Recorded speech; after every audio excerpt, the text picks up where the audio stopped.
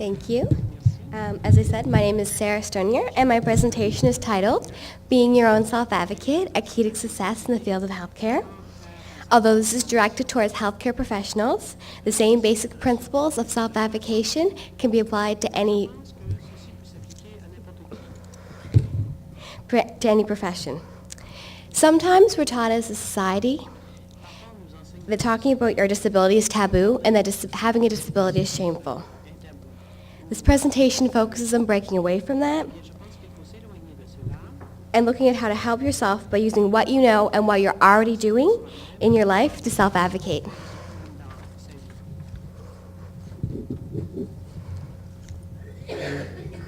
Here's a brief outline of the presentation. Today we'll first be talking a bit about my own personal motto, can't means won't. Then understanding your disability, recognizing your strengths and weaknesses, how to adapt the healthcare environment to fit your needs, self-advocacy, my personal clinical and cooperative experiences, and finally, how and when to ask for help.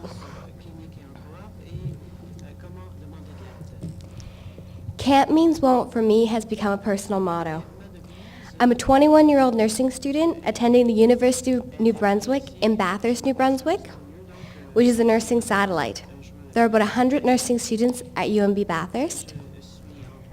I was diagnosed with dysgraphia in 1997, which was for me the beginning of grade 5. I have what some people call a hidden disability because when you look at me, you don't see someone who has a disability. When I first found out I had a disability, I was mad, I was resentful, I asked why me? Why do I have to have a disability? Then I took to using my disability as an excuse. I can't do that test, I have a disability. I can't do that spelling list, it's too hard, I have a disability. I can't became my excuse for everything. And then I met a wonderful teacher, Miss Janet Clare. She challenged me, she made me mad, she made me hate her. I did everything in my power to prove to her that I could do something she said I couldn't do. In the end, she taught me I could do something if I really tried hard. Then I started junior high and was in a program designed for students with severe learning disabilities, or SLDs. Miss Lynn Schaffner-Welton taught me that I can't is saying the same as I won't. I can't do that essay means I won't do that essay. She taught me that there's no shame in saying that I am able to write that essay by hand, but I can write that essay if I use a computer. I worked very hard and overcame a lot of challenges throughout junior high and high school. I graduated in the top 10 percentile of my high school class and was accepted into UNB's nursing program with a partial entrance scholarship. I have dysgraphia, and for me, dysgraphia affects my fine motor function. My greatest strength is my ability to solve problems and connect the dots. My greatest weakness is in my handwriting and spelling. I also have very poor depth perception. Although these affect me daily, I have many different tools I use to adapt my life and my work. I understand my disability. I know what works and what doesn't work for me. The first step to being your own self-advocate is knowing this and knowing how to explain yourself to others. As students, for the most part, we're spoiled in having someone step up and go to bat for us in regards to talking with teachers and with classes about it and helping us explain our disabilities and accommodations. But in the real world, there isn't always someone there to help you out. You have to walk into an interview armed with your knowledge and explanations and convince someone to hire you despite your disability. Understanding your disability is your first step to doing this. What is your disability? How did you feel when you realized or found out that you had a disability? What have you learned about yourself through living with your disability? Can you describe your disability to yourself, to your friends, to your employer? Have you adapted your life, your home, to fit the needs of your disability? Only you can answer these questions for yourself. Next, you need to identify what your strengths and weaknesses are. What are you best at? What needs work? For me, it helps to write it on a list. Here are my own 2 examples. My strengths: I have a helicopter brain. I can connect the dots easily. I connect well with patients. I'm a very good listener. My weaknesses: I have poor handwriting. Documentation is very difficult. Working in the OR is hard. It would be very difficult to keep track of surgical instruments and sponges. So how do I work around my 2 weaknesses? I choose a hospital that primarily does computer charting. I choose not to work in an OR, but maybe in another area, such as medical, postpartum, or rehab. You need to identify your own strengths and your own weaknesses. Then how do you adapt your life to work around your weaknesses?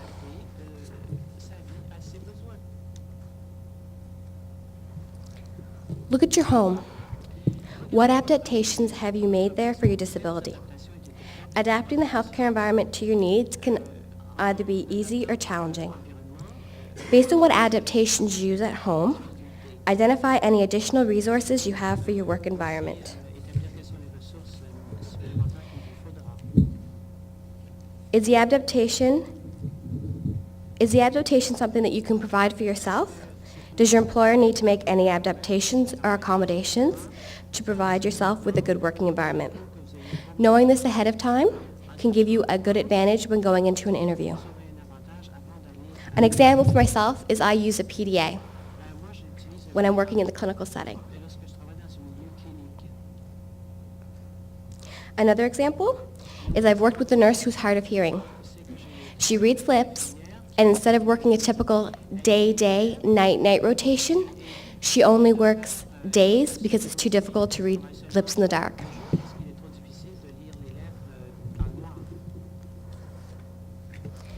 Now that you understand your disability and how to explain it, you need to learn to stand up for your rights and to self-advocate. Legally, you do not have to disclose to your employer you have a disability. However, there may be moral and ethical reasons to disclose, as well as certain advantage to doing so. For myself, I have an ethical and moral responsibility to my patients to disclose that I have a disability. My disability affects my nursing care. It doesn't make me a bad nurse.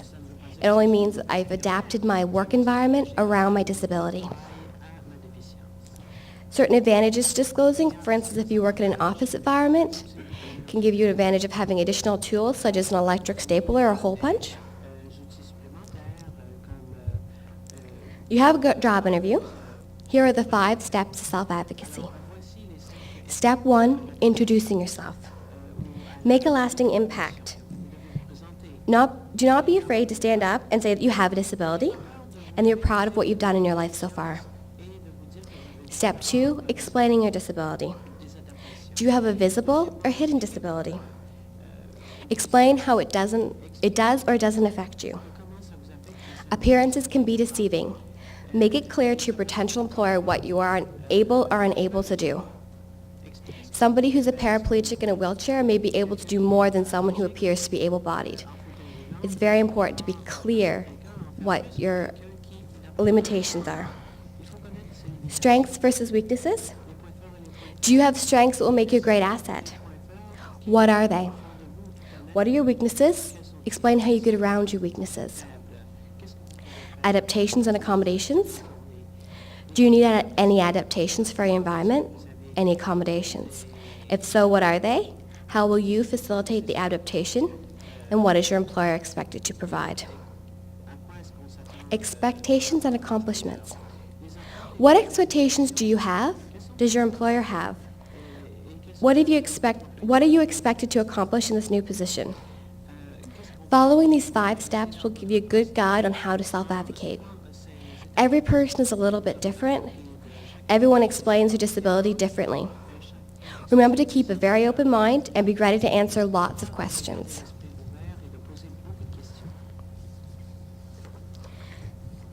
Now I'm going to talk a little bit about my personal clinical and cooperative experience.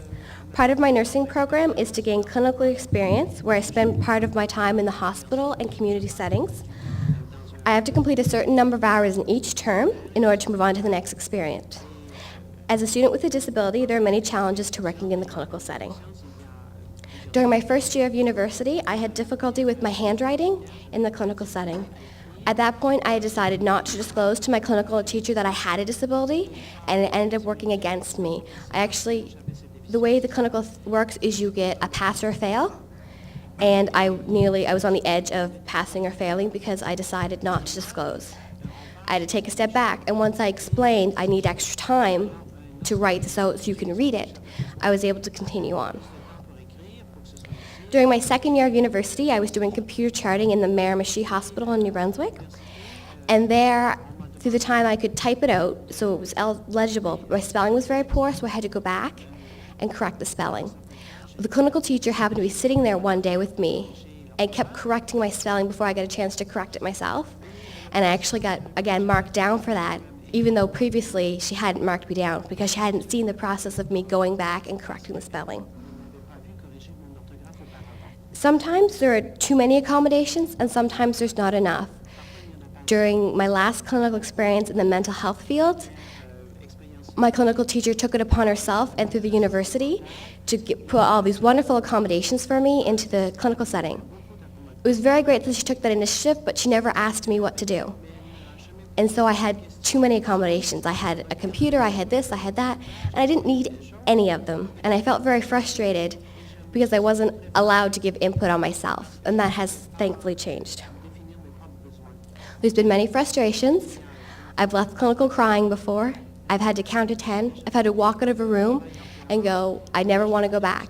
And I had to calm myself down because the rewards much outweigh the frustrations. I've worked in maternity. I've seen the birth of a baby, and it's an amazing experience. I have had thank yous from clients, from moms. I've had many rewards. I'm currently working in partnership with the Arthritis Society, and through that I have excellent awards within the community. So for me, although there's the challenges and difficulties, and sometimes a lot of frustration, the rewards much outweigh that. Finally, asking for help can be one of the greatest challenges that you face. There are certain ways to ask for help. First, always use please and thank you. Being polite can be the difference from someone wanting to help you and someone who begrudgingly helps you. Second, always use I statements, never me and you. It puts onus on yourself and not the other person helping. For instance, I was upset when my coffee mug was broken. Sounds a lot better than you broke my coffee mug and I'm upset. Another example, I need some help with this project. Would you mind giving me a hand rather than can you help me? I statements are generally much better received, and the person will be more willing to help when an I statement is used. Ask for help after you've tried at least once with no success. Trying to complete a task within reason, at least once before asking for help. Keep trying. It takes practice for you to be able to do something. For instance, nurses are required to prepare needles or injections for their patients. For me, it was very difficult. They usually prepare it in a vertical position so the vial is at the top and the needle below.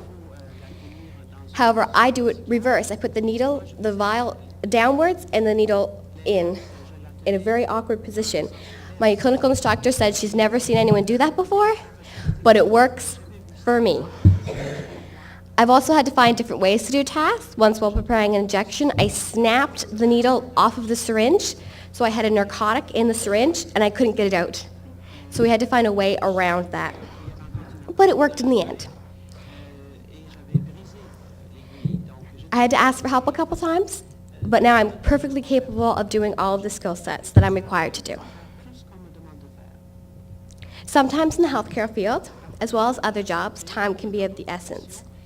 If you need help to accomplish something faster, there's no shame in asking for help and completing a task. Remember, 2 heads are better than 1, and 4 hands makes light work.